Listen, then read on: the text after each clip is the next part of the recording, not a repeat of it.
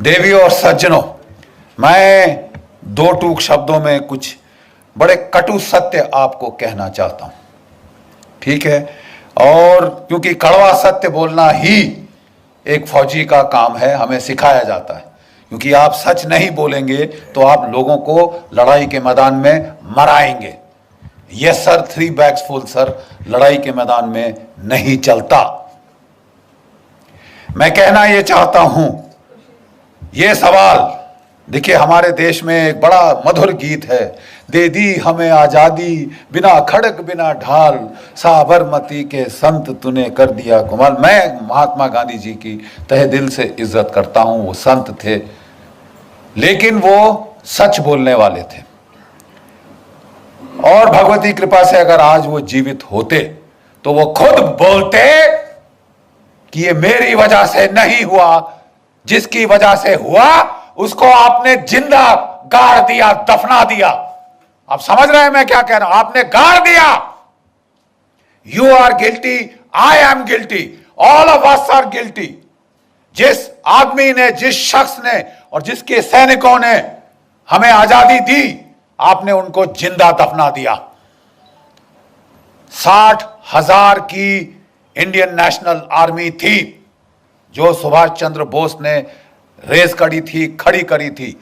3 divisions थी इसके अंदर, और इनमें से 60,000 में से 26,000, जरा आंकड़ों पे ध्यान दीजिए, 60,000 में से 26,000 शहादत और कुर्बानी उनको मिली, प्राप्त हुई। वो लड़ते लड़ते मरे ताकि आप और मैं आजाद हों।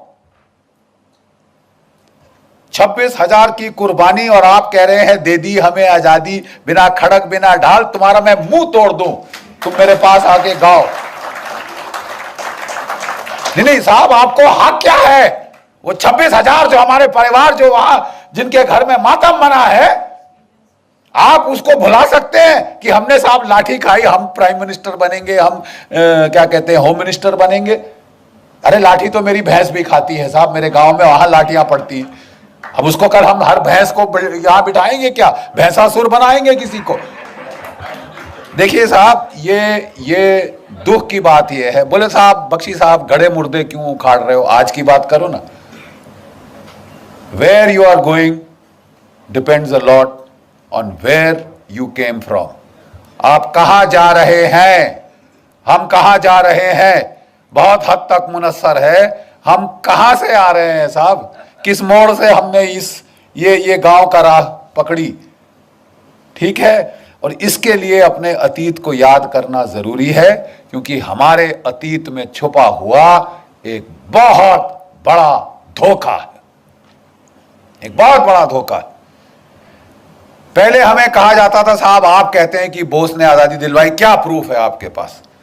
तो वो रंजन बोरा की जो हिस्टोरिकल जर्नल ऑफ इंडिया के अंदर एक आर्टिकल है जिसमें इसको साइट किया गया है। मजूमदार की एक किताब है जिसमें इंटरव्यू साइट किया है कि साहब ये Clement Attlee, Lord Clement Attlee, prime minister of England 1945, अगस्त 1945, 1950, जिसके समय ये ट्रांसफर ऑफ पावर हुआ।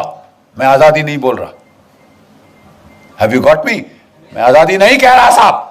जिसके सामने ये, जिसके समय में, जिसके कार्यकाल में ये ट्रांसफर ऑफ पावर हुआ, उसने खुद बात करी जस्टिस पीबी चक्रवर्ती से, ठीक है। और उसने कहा, जो सुब्रमण्यम स्वामी जी ने आपको अभी सुनाया, कि साहब आपने भारत क्यों छोड़ा? 1942 की क्विट इंडिया मूवमेंट, अंग्रेजों भारत छोड़ो आंदोलन तो फेल हो चुका था।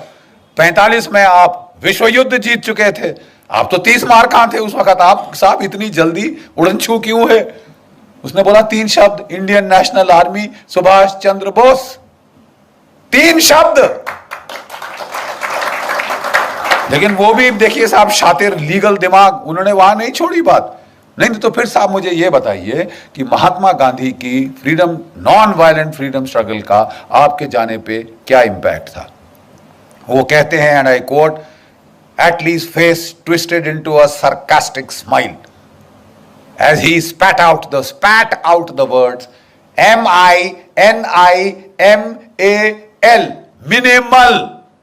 ये कौन कह रहा है साहब? जिसने ये फैसला लिया, जिसने ये हस्ताक्षर किए। उससे बड़ा कोई चश्मदीन गवाह आप ढूंढ सकते हैं तो बता दीजिए। लेकिन हमें बोला गया साहब नहीं नहीं नहीं नहीं, बख्शी साहब, if you are a historical scholar, how can you, ये तो टर्शियरी एविडेंस है। किसी ने किसी को कहते सुना, उसने रिकॉर्ड किया, उसने आर्टिकल में लिखा, आप उसको ला रहे साहब, this is not primary source. तो लेडीज एंड जेंटलमैन, देवी और सज्जनों, मैं कहना चाहता हूं कि पिछले कुछ दिनों से हमारा INA trust, Netaji Subhash Chandra Bose INA trust और हमारे कुछ सहयोगी, खासकर डॉक्टर कल्याण कुमार डे, किसी दिन हम लोग इस शख्स का इज्जत से नाम लेंगे। इन्होंने जाके लंदन में ट्रांसफर ऑफ पावर आर्काइव्स में कई सालों का रिसर्च किया। इन्होंने उसको लाके एक छोटा सा मोनोग्राफ बनाया और मेरे पास बेचारे लेके आए। ये अमेरिका में रहते हैं, वहां काम करते हैं, डॉक्टर कल्याण कुमार डे। बोले जनरल साहब जरा ये देखिए। साहब मेरे रोंगटे खड़े हो गए। उन्होंने चिट्ठियां पूरी की पूरी, ही डिड नॉट साइट कि साहब ये डॉक्यूमेंट है, वो पूरी पूरी चिट्ठी रिप्रोड्यूस करती है साहब। और इनकी बुनियाद पे अब मेरी किताब में लाना चाहता हूं, बोस और Gandhi, who made India free. दो टूक शब्दों में साहब हो जाए, फैसला हो जाए। शास्त्रार्थ का हमें शौक है इस देश में, तो जरा साहब एक बारी बैठ के फैसला हो जाए, बोस और Gandhi, who made India free. और अब हम आपको दिखाएंगे जो हमारे पास डॉक्यूमेंट्री एविडेंस है। इस प्रोसेस में उनके साथ मिलकर हमने कहा पहले आइडेंटिफाई करिए कि अंग्रेज सरकार में कौन की डिसीजन मेकर्स थे जिन्होंने भारत की आजादी पर जो है फैसला लिया। मेरे पास वैसे स्लाइड्स भी है, लेकिन मैं जबानी आपको बोल दूंगा, समय नहीं व्यर्थ करूंगा। पहला चश्मदीन गवाह, पहला एक्टर, लॉर्ड क्लेमेंट एटली, जिसकी मैंने बात अभी करी है। ठीक है साहब। लंदन में Pethick Lawrence, secretary of state for India. Simon Cripps, वो क्रिप्स मिशन वाला, वो उस वक्त ट्रेड का सेक्रेटरी था, बट उसने भारत के इसमें बहुत भारी रोल अदा किया है। न्यू दिल्ली में आइए, viceroy, viscount Wavell, field marshal Wavell, जो कि वॉयसरॉय था और पहले इंडियन आर्मी का चीफ था। ये चश्मदीन गवाह, क्रिटिकल डिसीजन मेकर। उसके बाद आई एम जस्ट कमिंग। उसके बाद फील्ड मार्शल लॉकिनले, he became field marshal in this thing. उस वक्त commander in chief, longest serving British Indian army officer, पूरी सर्विस ये ब्रिटिश इंडियन आर्मी की फौज में उसकी थी। दिल्ली में ये दो क्रिटिकल जो थे वो डिसीजन मेकर्स थे। ठीक है साहब। होम सेक्रेटरी मूडी शूडी है वगैरह, ये क्रिटिकल ये जर्नल थे दो, एक दोनों फील्ड मार्शल, सॉरी दोनों के दोनों फील्ड मार्शल बन गए। Governors of the various states of British India, governor of Bengal, governor of North West Frontier Province, governor of Punjab. जब नवंबर 1945 में साहब INA की ट्रायल्स के बाद बवाल खड़ा हुआ इस देश में, बवाल। ठीक है साहब। गदर फैल गया, क्राउड्स, लाखों के क्राउड्स कलकत्ता में निकले। गवर्नर वेस्ट बंगाल रिपोर्ट देता है, हमने फायर खोला, भीड़ थोड़ी देर तक वेवर हुई, फिर दोबारा हमले पे आ गई। अपने लाशों को उठा के साइड करके वो फिर हमले पे आ गए। हमने पहली बार भारतवर्ष में देखा है ये होता हुआ। The crowds would not stop, even when fire was open the crowds did not stop. इस तरह का बवाल वहां पे मरो या मारो की जो ये जो हिंसा की जो लहर फैली थी। ठीक है साहब। उस वक्त के हम आपको इस किताब में पूरे के पूरे जो है वो letters from Lord Wavell, from viscount the Wavell to the prime minister of England, ठीक है साहब, to his majesty the king, ठीक है साहब, और जो वहां सेक्रेटरी ऑफ स्टेट, उसको जो उन्होंने वहां पे भेजे जो लेटर्स, हम आपको पूरे के पूरे पढ़वाएंगे साहब। और उसके बाद अगर आप मतलब कोई एक गधा है जिसको यह समझ नहीं आएगी कि साहब अंग्रेज गए तो गए क्यों। देखिए साहब, कल्याण डे साहब ने अपनी किताब जो है वो शुरू की है गांधी जी से। 42 में क्विट इंडिया मूवमेंट को उसका नारा लगाया गया। क्या आप जानते हैं कि उस वक्त कांग्रेस वर्किंग कमेटी में आजाद मौलाना आजाद, नेहरू, इन सब ने कहा था साहब मत करो, अभी अंग्रेज लड़ रहे हैं, अभी उनका साथ दे दो, बाद में वो बड़े खुश होके हमको हमारी भिखारी की टोकरी में, हमारी पिटारे में वो डाल देंगे आजादी एज ए गिफ्ट। तो बोले साहब ये बख्शीश तो वर्ल्ड वॉर 1 के बाद भी हुई थी। 70,000 हमारे भारतीय सैनिक शहीद हुए थे, 11 को विक्टोरिया क्रॉस मिला, परमवीर चक्र के बराबर जो है आज का वहां का उन जमाने का अवार्ड। हम समझते थे कि साहब हमें अब कम से कम डोमिनियन स्टेटस तो मिल जाएगा साहब, होम रूल तो मिल जाएगा साहब। पंजाब जहां से मैक्सिमम आर्मी उस वक्त की गई थी, वहां पे जनरल डायर ने फायर खोला और 1000 मार दे, 1-1,500 हमारे जो है हिंदुस्तानी मार डाले। ये गिफ्ट था ब्रिटिश एम्पायर का, ये ग्रेटिट्यूड था ब्रिटिश एम्पायर का। सुभाष चंद्र बोस ने गांधी जी को बोला था, आप अगर इनकी खैरात पे जीभ लगा के बाहर खड़े रहोगे भिखारी कुत्तों की तरह, तो तुम्हें वही हश्र होगा जो जलियांवाला बाग में हुआ था। ये मौका है द्वितीय महायुद्ध का, जब जर्मनी और जापान चढ़े हुए हैं इनकी गर्दन पे। आजादी ले सकोगे तो अभी, नहीं तो कभी नहीं। गांधी जी अब तक उनको भी देखिए, बड़ी अजीब बात है, गांधी जी ने निकाला था सुभाष चंद्र बोस को कांग्रेस से, और कोई 2 साल के अंदर उनके मन में परिवर्तन हो चुका था। Please understand this, the views of Gandhi and Bose were now coinciding on the timing of when the freedom struggle should be launched। Gandhi ji अभी भी कह रहे थे कि ये नॉन वायलेंट होनी चाहिए, लेकिन क्विट इंडिया के पहले उन्होंने कहा थोड़ा सा होता है तो होने दो, ठीक है। अंग्रेजों ने पकड़ के सारी कांग्रेस लीडरशिप को, आज की तारीख, आज है वो तारीख 8 अगस्त 1942 जब the quit India movement was launch. उनको पहले से इंटेलिजेंस थी, उनके हजारों तो उनके मुखबिर थे वहां पे। हरामजादगी की कमी है इस देश में, खबर देने वालों की कमी है इस देश में। अरे साहब वो उनको खबर थी, उन्होंने वो लपेटी पूरी कांग्रेस की लीडरशिप, गांधी जी से लेकर जो भी बड़े लीडर थे उठा के जेलों में डाल दिए। 57 गोरी पलटने, please this is not known.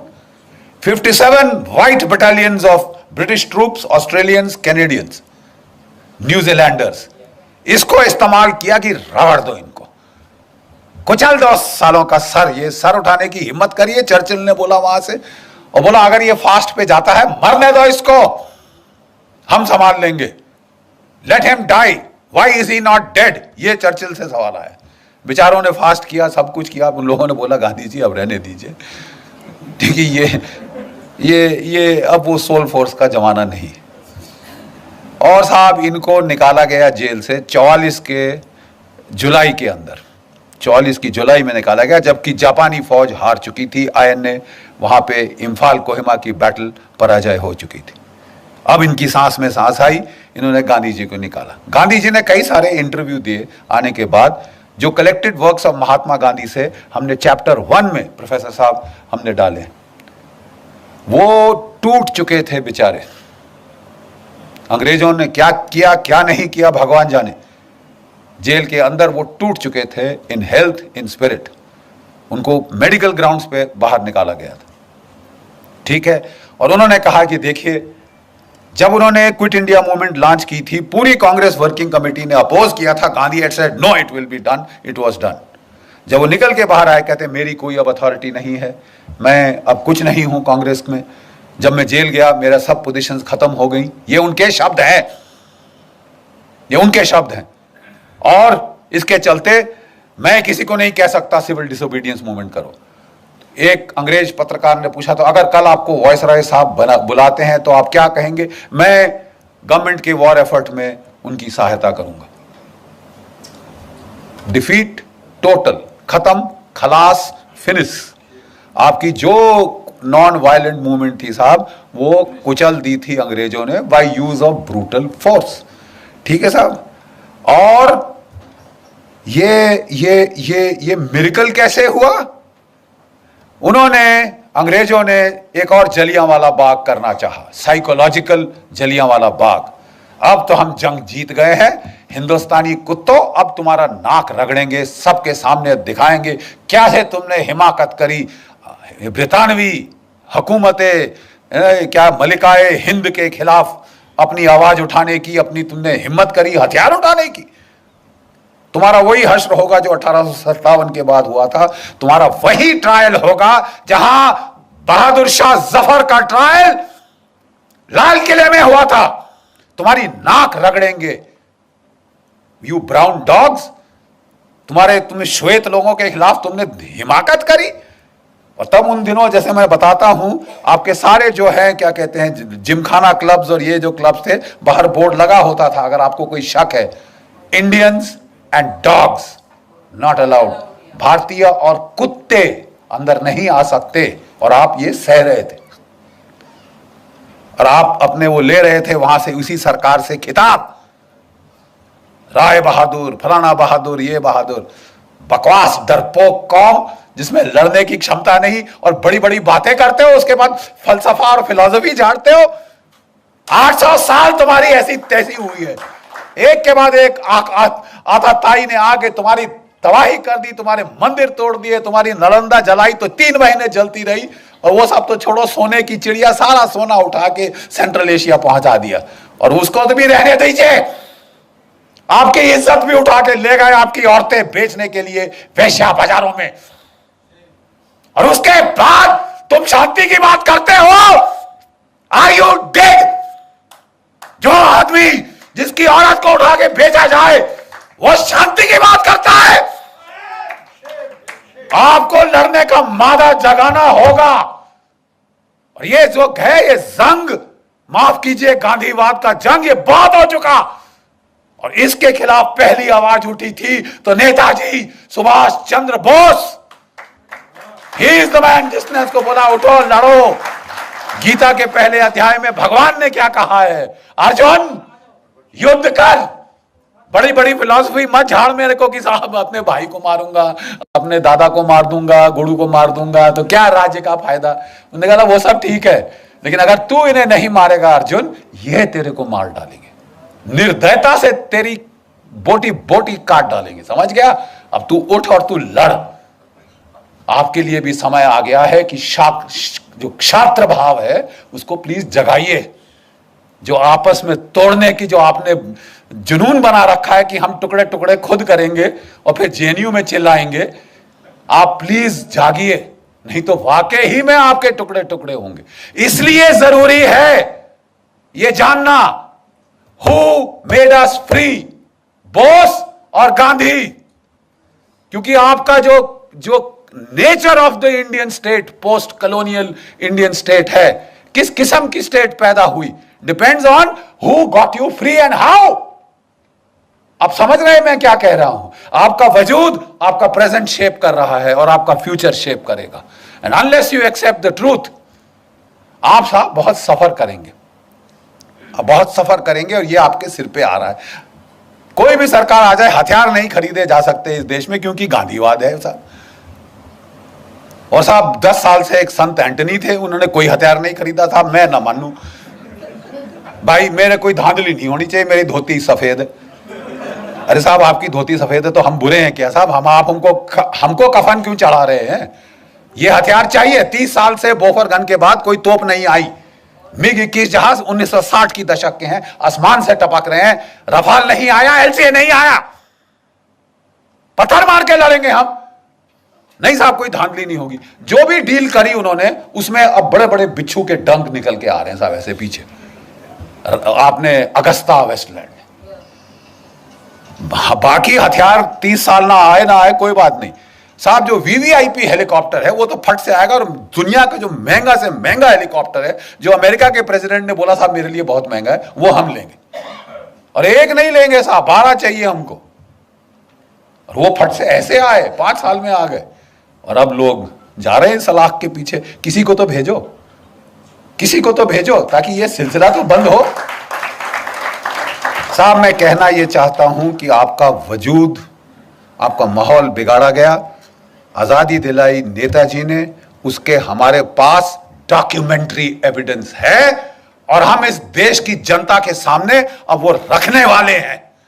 हम आपको चिट्ठियां पढ़वा देंगे। और कोई हिस्टोरियन को कोई शक है तो साहब हम आपको चिट्ठियां आपके साथ बैठ के पेन के साथ अंडरलाइन करके देंगे। साहब ये जरा पढ़ लीजिए, इसका मतलब क्या है। अंग्रेजी शायद दो मतलब आप निकाल सकते होंगे। We will show you mountains of documentary evidence, क्योंकि पहले हम चुप हो जाते थे कि यार ये हिस्टोरिकली शायद मेरे को रिसर्च मेथोडोलॉजी पे फॉल्ट कर रहा है। मैं कहना चाहता हूं कि अब हमारे पास सारी किताब की किताब पोथियां हैं डॉक्यूमेंट्स की, documentary evidence, first person primary evidence. और ये आप लोग देखेंगे हमारे देश की त्रासदी क्या है। आजादी दिलाई नेताजी ने, सुभाष चंद्र बोस ने। अंग्रेजों ने बोला नाक रगड़ेंगे, बम फट गया। जिस आईएनए की खबर उन्होंने छुपा के रखी थी 5 साल लड़ाई के, 6 साल लड़ाई के, वो एकदम से बाहर आई। उन्होंने बोला बहुत पब्लिक ट्रायल होगी ताकि हिंदुस्तान की फौज ठंडे पसीने माथे पे आ जाएंगे, हम फांसी पे टांगेंगे सालों, जैसे 1857 में टांगा था। लेकिन एक फर्क था, 25 लाख भारत की फौज की नफरी हो चुकी थी सेकेंड वर्ल्ड वॉर के एंड तक। 25 लाख, आज 13 लाख। अब समझ रहे हैं, 22.5 मिलियन, 25 लाख फौज थी जो हर मैदान जंग लड़ चुकी थी। अंग्रेजों के दांत तो खट्टे क्या, जर्मनों के दांत खट्टे किए थे, आपके जापानियों से लड़े थे, ठीक है, इटालियंस की ऐसी तैसी कर दी थी हमारी फौजों ने। और लड़ाई के आखिर तक अंग्रेज जर्नल अपने नीचे ब्रिटिश डिविजन्स नहीं, ब्रिटिश यूनिट्स नहीं, इंडियन यूनिट चाहते थे। बोलते साहब इनके खाने पे आधा खर्चा होता है, लड़ते दुगना है, लड़ते दुगना है। ये एक भारत एक महान विश्व शक्ति के रूप में उभर सकता था। प्लीज ध्यान से सुनिए जो मैं कह रहा हूं। भारत एक विश्व शक्ति के रूप में उभर सकता था क्योंकि 25 लाख की फौज विदाउट कंस्क्रिप्शन, बाकी सब जगह बाई फोर्स लोगों को भेजा जाता था फौज में, यहां वॉलंटियर होके 25 लाख। ठीक है साहब, अगर ये सेना रहती, चीन क्या कौन सी ताकत थी जो इस देश का मुकाबला कर सकती थी। जाने के पहले अंग्रेजों ने इस फौज को 3.5 लाख कर दिया, 25 लाख से 3.5 लाख किया और उसका फिर 2 में बांट दिया। पाकिस्तान की फौज, हिंदुस्तान की फौज यहां से निकली। अंग्रेजों ने, ध्यान से सुनिए, अंग्रेजों ने जब जापान को जीत लिया, जर्मनी को जीत लिया, बोला यहां के लोगों का जो लड़ने का मादा ही खत्म कर देंगे। ऐसी पैसिफिक कॉन्स्टिट्यूशन इंपोज करी कि ये देश कभी उठ ना सके। अब तक जर्मनी जापान उठ नहीं पाए, आर्थिक रूप से कहीं भी पहुंच गए हो दुनिया में, militarily they count for zilch, 0। और एक और देश जिसको ये किया गया, ध्यान से सुनिए, वो था भारतवर्ष। 25 लाख की फौज काटी, 3.5 लाख पे लाए, 2 टुकड़े कर दिए और सोने पे सुहागा एक ऐसे बंदे को प्राइम मिनिस्टर चुना, सिलेक्ट किया गया, इलेक्ट नहीं हुआ। कांग्रेस वर्किंग कमेटी ने सरदार पटेल को इलेक्ट किया था। मत भूलिए इतिहास, Sardar Patel was elected by the Congress working committee. अंग्रेजों ने गांधी जी के थ्रू जोर लगवाया, उन्होंने नहीं आप नेहरू को एक्सेप्ट करेंगे। और सब लोग ठीक है महात्मा जी आप कह रहे हैं तो हम कुछ नहीं बोलते। और बहुत नेचुरली खुंदक तो आई होगी सरदार पटेल बेचारों को, इलेक्ट मैं हुआ, सिलेक्ट ये हुए, जैसे इमरान खान हुए हैं बाय द वे। तो साहब एक उनको वो लेके आए नेहरू जी को, और जो हमारा पहला कमांडर इन चीफ था of the British Indian army, वो था जनरल सर रॉय बुचर। उसने कहा मेरा नया बॉस आया है, तो अच्छी नई वर्दी निकाल के, बूट चमका के, टोपी डाल के बेचारा फाइल पकड़ के आया, केन नेल के आया, सैल्यूट किया अपने प्राइम मिनिस्टर को, नौकरी तो बनानी होती है साहब, तो सैल्यूट करके आया साहब। बोले हाँ जी क्या लेके आए जनरल साहब? तो बोले कि साहब ये expansion and modernisation plans of the Indian army. General, I don't need an army, this is a peaceful country, I only need the police, who needs you, get out. इस बेचारे जो general Roy sir Roy Bucher था, उसके चेहरे पे जो भाव आया उस वक्त, ये प्रधानमंत्री है। जब वो ऑफिस के बाहर आया तो किसी उसके जूनियर एडीसी ने पूछा सर क्या हो गया, you seem to have seen a ghost. तो वो कहता कि जी ऐसा ही कुछ है। कहता अच्छा मैं तो जा रहा हूं, अभी इनको संभालने दो अपना। अगर सरदार पटेल ना होते, आपकी फौज डिसबैंड कर दी गई होती। Do you know this? दो चीजों ने आपको बचाया, एक पाकिस्तान ने, एक सरदार पटेल ने। पाकिस्तान ने हमला कर दिया, उन्होंने नहीं इंतजार किया, उन्होंने शांति के नारे नहीं लगाए, लेकिन जो कुछ भी आप कह दो, उनमें इतनी तो शर्म थी कि आजाद पाकिस्तान का जो पहला गवर्नर जनरल था वो एक मुसलमान था, जिना। और हमारा कौन था? Lord Louis Mountbatten. प्यार था साहब, इश्क इश्क इश्क था। लेडी माउंटबेटन को दूर थोड़ी ना जाने दिया जा सकता है, तो बोले आप रहिए साहब।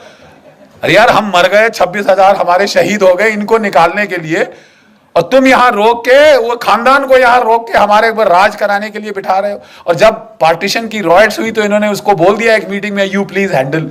Are you sure you are the prime minister? वो भी सरकास्टिकली बोला Mountbatten, Jawaharlal you are the prime minister, you want me to take charge? नहीं नहीं जी, हमारी तो यार ये तो हाल है। ऐसी आप पे सरकार थोपी गई जो हिंदुस्तान का मिलिट्री पोटेंशियल न्यूटर कर दे। अब बिल्कुल यही हुआ।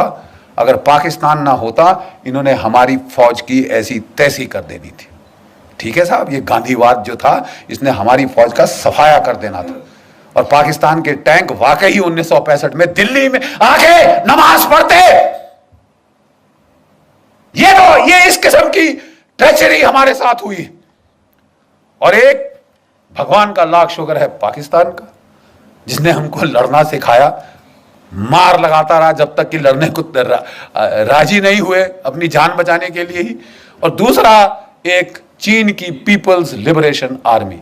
1962 में उन्होंने ऐसी करारी लात मारी कि ये नेहरू परिवार का जो उस वक्त हाल था, कभी अमेरिका को अपनी ट्रूप्स भेजो, अपने जहाज भेजो, बोलिए आपकी एयरफोर्स कहां है? आपने लगाई? तुम्हारे पास इतनी बड़ी एयरफोर्स है, तुमने लगाई? 1962 में नहीं लगाई साहब, बिठा के रखा। और आप अमेरिकी एयरफोर्स मान रहे हो, रॉयल एयरफोर्स मान रहे हो, मतलब it was Tamasha. Thank God 1964 में वो अल्लाह ताला को प्यारे हो गए, भगवान उनकी आत्मा को शांति दे, और हमें बख्शा। और 10 साल में ये देश रीमिलिटराइज हुआ। 65 की लड़ाई में हमने पाकिस्तान के साथ ड्रॉ हुआ, let's not be beat around the bush, ठीक है साहब। और 71 तक हमारे जर्नल, हमारे लड़के सब सीख चुके थे, और पाकिस्तान के 2 टुकड़े कर दिए। चंद्रगुप्त मौर्य की विजय के बाद अगर पहली बड़ी विजय हुई है तो वो 1971 में हुई। 1971 में।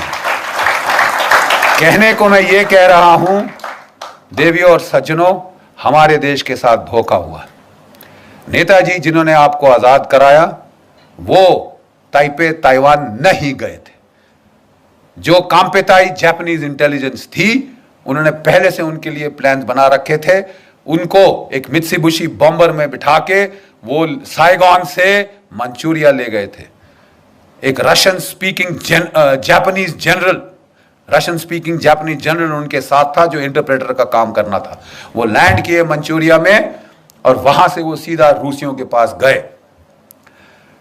ओम्स्क शहर साइबेरिया में, जहां की रशियन गवर्नमेंट मूव करी थी वर्ल्ड वॉर 2 के टाइम, ठीक है, ओम्स्क साइबेरिया, वहां पे आजाद हिंद फौज की एम्बेसी थी।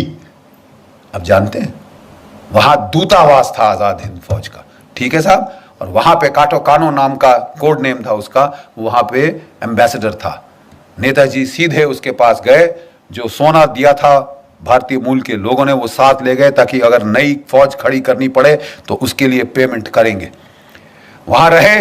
3 ब्रॉडकास्ट उनके यहां पे रिकॉर्ड हुए हैं। उनके 3 ब्रॉडकास्ट रिकॉर्ड हुए हैं साहब, दिसंबर 1945, जनवरी 1946, और लास्ट ब्रॉडकास्ट रूस से 18 फरवरी 1946। उसके बाद तब तक अंग्रेजों को बिल्कुल क्लियर पता चल गया था। अब तो रेडियो ब्रॉडकास्ट भी थे, एविडेंस लेके पहुंच गए स्टालिन के पास कि साहब ये तो हिटलर का साथ दिया इसने, तुम्हारा जानी दुश्मन, इसका कुछ करो। वो जॉर्जिन है ऐसा। अब वो था खुंद की, सीधा लेज़नविस्की प्रिजन, सेल नंबर 45, साइबेरिया। यहां होम मिनिस्टर, होम सेक्रेटरी जो था मूडी अंग्रेजों का, वो लिखता है, let him be where he is.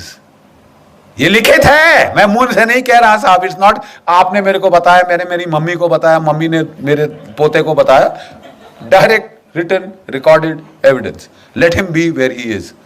Hindustan में कोई जेल नहीं जो उसे रोक सके। हिंदुस्तान में पुष्पिंदर कोई जेल नहीं जो उनको रोक सकती थी अंदर। ठीक है साहब। और वहां पे उन्होंने सिर्फ एक चीज मांगी जो मेरी रिसर्च अभी तक मुझे बताती है, वी वांट टू इंटेरोगेट। हम नेताजी को इंटेरोगेट करना चाहते हैं। आप इंटेरोगेशन का मतलब जानते हैं? नहीं जानते तो यहां फौजियों से पूछिए, पूछिए इनसे इंटेरोगेशन का क्या मतलब होता है। लेडीज एंड जेंटलमैन, कटु सत्य यह है कि उनको टॉर्चर करके मारा गया। और जो ये कहानी थी प्लेन क्रैश की, जो जापानियों ने छोड़ी थी डिसेप्शन के तौर पे ताकि अंग्रेज उनके पीछा ना करें, उसको अंग्रेजों ने उठाया। भाई जो मर चुका है वो चीख थोड़ी ना मारेगा। और आप और मैं, हम हाथ पे हाथ धर के बैठे रहे।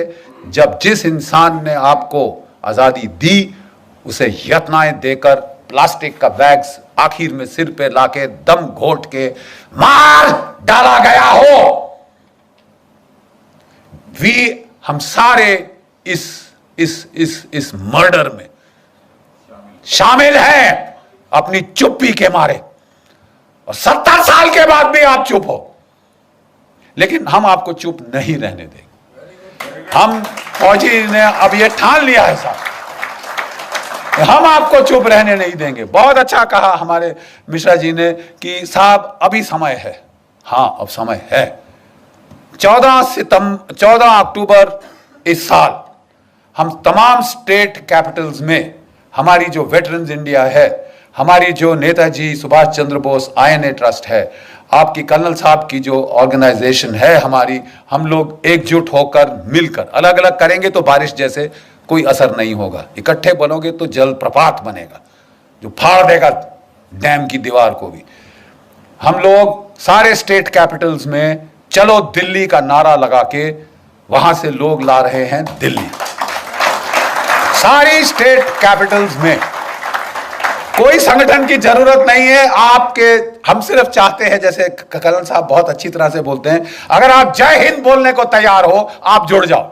तुम फौजी हो, तुम नहीं हो, तुम सिविलियन हो, तुम कुछ भी हो, आप हमारे सैनिक हैं। जो जय हिंद बोलने को तैयार है वो आ जाए। जहां भी हो 10, 15, 20 इकट्ठे करो जिस भी शहर में।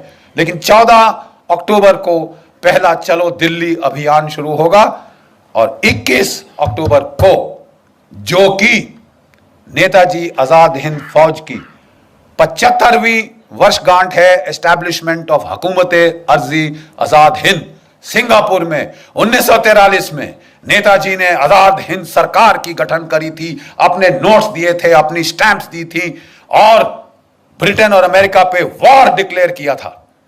और इसके चलते ही ये INA के सिपाही बचे, इन्हें कोई फांसी नहीं टांग सका। साहब हमको तो there was a declaration of war, I am legally entitled to fight. ये ओथ शोध छोड़ो। अब साहब हमें बताया जा रहा है, हमने बोला साहब प्लीज, 4 साल से मैं लगा हूं, गवाह हैं ब्रिगेडियर चिकारा साहब, 4 साल से मैं लगा हूं, कभी आर्मी चीफ, कभी रक्षा मंत्री, कभी ये कभी वो, कि भाई जो बेचारे बचे खुचे हमारे आजाद हिंद फौज के सेनानी हैं, रिपब्लिक डे पे आप उनको, जो परमवीर चक्र के विजेता आते हैं जीपों पे, हमारे इन वृद्ध सेनानियों योद्धाओं को ला नहीं सकते, उनकी आंखें गीली हो जाएंगी। अब ये नहीं कर सकते, अब ये नहीं कर सकते। आप, हमने बोला कि तुम उनको पैसा दो, मरो तुम अपना पैसा लेकर, shove it up where the sun don't shine, फौजी भाषा के अंदर। लेकिन इनको इज्जत देने में तुम्हारा कुछ जेब से जाता है। आप उनको नहीं ला सकते राजपथ पे, क्यों? और नहीं तो क्यों? किसका डर है? अंग्रेज सरकार नाराज हो जाएगी तुमसे। कि हमको किसी ने एक आर्गुमेंट दिया, अरे साहब इन्होंने तो गद्दारी करी थी। क्या क्या क्या क्या? किससे? आप कहना चाहते हैं कि इन्होंने अपनी ओथ वायलेट करी साहब, जो इन्होंने ब्रितानवी सरकार, हुकूमत ब्रिटानिया, क्वीन एलिजाबेथ और किंग जॉर्ज II के नाम पे ली थी। जब मेरा देश है तो किंग जॉर्ज II कौन होता है? मेरा देश के लिए मैं लड़ूंगा, मैं मैं किसी का भाड़े का पिट्ठू नहीं हूं कि मैं अंग्रेज सरकार के लिए अपनी ओथ पे मैं कायम रहूंगा। अगर मेरे देश का सवाल है, भाड़ में गई तेरी ओथ, मैं ये लेके ऐसे पांव से कुचलता हूं अभी लिखी तेरी ओथ। आप कह रहे हो कि 70 साल आजादी के बाद 71वें साल में तुम INA के वेटरन्स को रिपब्लिक डे परेड पे नहीं ला सकते। चलिए साहब, यही बात रही। हम साहब रहे बेवकूफ आम हिंदुस्तानी, बड़े बड़े शातिर दिमाग सारे हमारी सरकारों में बैठे हैं, और वो हमें कह रहे हैं तुम बेवकूफ हो। हाँ साहब, हम बेवकूफ हैं, but we are emotional bloody fools. और हम देखेंगे कि आप लाओगे। You will get the INA veterans on parade. Otherwise, Dr. Subramaniam Swamy and I, we will take you to court. आपको सिर्फ कोर्ट की भाषा समझ आती है। और उसके पहले हमारी आपसे हाथ जोड़कर विनती है। आप एक हैं यहां, आपके परिवारजन 10, 15, 12 बड़े बड़े परिवार हैं भारतवर्ष में। आप प्लीज सबको लेकर आइए। 21 अक्टूबर को हमने सरकार से मांग करी है कि सरकार एक फंक्शन करे, या प्रधानमंत्री जी या राष्ट्रपति जी तिरंगे झंडे को लहराएं on the 75th anniversary of हुकूमत आजाद हिंद फॉर्मेशन। लेकिन अगर कुछ नहीं हुआ तो आप समझते हैं कि ये खाली चला जाएगा? जी नहीं, हम करेंगे, हम याद करेंगे। We will not forget and we will not forgive. हम भूलेंगे नहीं और हम कभी माफ नहीं करेंगे। जो गद्दारी तुमने करी है, जिसे तुम छुपा रहे हो, क्योंकि कितने सारे नौकरशाहों का, कितने सारे इंटेलिजेंस ब्यूरोज के चीफ का नाम आज कीचड़ में होगा अगर असलियत आ जाए सामने। आप छुपा रहे हो, लेकिन आप हमेशा के लिए नहीं छुपा सकते। जितना ज्यादा छुपाओगे, ये अंदर राक्षस तुम्हारी पेट में बढ़ेगा और ये फूट के बाहर निकलेगा। और जनता का जब समुदाय यहां आ जाएगा, the voice of the people is the voice of God. आपकी जन साधारण की आवाज भगवान की आवाज। आप प्लीज एकत्रित होइए और 21 अक्टूबर को अगर सरकार कुछ नहीं करती, इंडिया गेट पे हम इकट्ठे हो रहे हैं। अच्छे खुले मैदान हैं, जितने मर्जी आप चाहते हैं आप वहां ला सकते हैं। आइए हमारे साथ जुड़ जाइए और जरा अपनी आवाज उठाइए। आप today you are empowered by the net. आपकी आवाज सिर्फ आपके घर के 4 दीवारी तक नहीं रहेगी। जरा नेट के बटन दबाइए और इस आवाज को, इस चीख को आप प्लीज पूरे देश, पूरे भारतवर्ष में फैला दीजिए।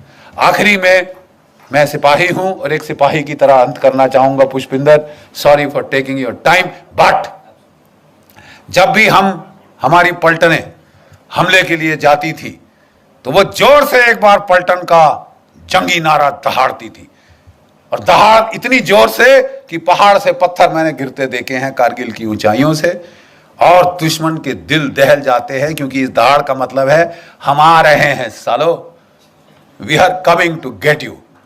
आप लोग मेरी पलटन की याद ताजा कर देंगे मेरे साथ, इस बुड्ढे के साथ। आइए मेरे साथ जरा देखें, इस बुड्ढे में ज्यादा जोश है या आप में?